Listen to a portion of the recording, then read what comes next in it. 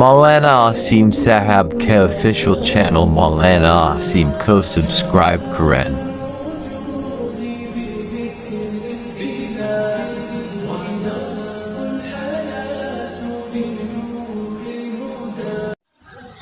الحمد لله وكفى وسلام على عباده الذين اصطفى أما بعد فأعوذ بالله من الشيطان الرجيم بسم الله الرحمن الرحيم الحج أشهر معلومات فمن فرض فيهن الحج فلا رفث ولا فسوق ولا جدال في الحج وما تفعلوا من خير يعلمه الله وتزودوا فإن خير الزاد التقوى واتقون يا أولي الألباب۔ گزشتہ چند دنوں میں حج کے بارے میں بات ہو رہی تھی۔ حج کے بارے میں حج کے احکامات کے بارے میں بات کی، پھر اس کے فرائض، سنن، واجبات کے بارے میں، پھر حج کی میقات، مواقیت کا بیان کیا۔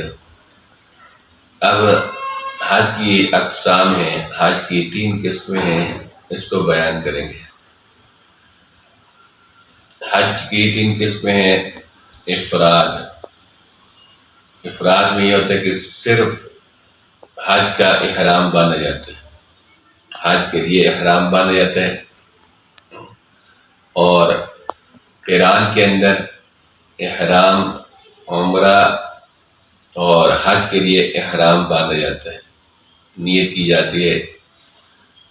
اور تیسرا ہے تمتع، کہ حج کے مہینے میں عمرہ کر کے اسی سال پھر حج کیا جائے تو اس کو تمتع کہتے ہیں۔ تو احناف کے ہاں سب سے افضل حج قران ہے، پھر تمتع ہے، پھر افراد ہے۔ یہ حج کی 3 اقسام ہیں۔ اور حج کی نیت کر کے آدمی نیت کرے، اگر صرف عمرے کی نیت کرتا ہے تو پھر ایسے اس کی نیت کرے گا، اللہم انی ارید العمرۃ فیسرھا لی وتقبلھا منی۔ اور حج اور عمرہ دونوں کی نیت کرے تو پھر یہ ایسے نیت کرے گا، اللہم انی ارید الحج والعمرۃ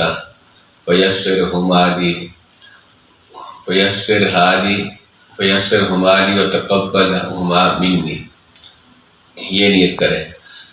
اور اگر صرف عمرے کی نیت کرے یا صرف حج کی نیت کرے، اس کو یہ پڑے گا، اللہم انی ارید الحج فیسرہ لی وتقبلہ منی، یہ نیت کر کے پھر حج شروع کر دیں۔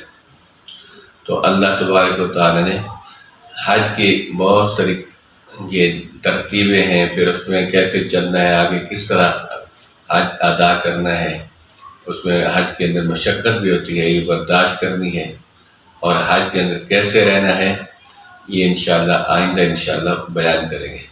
وآخر دعوانا الحمدللہ رب العالمین۔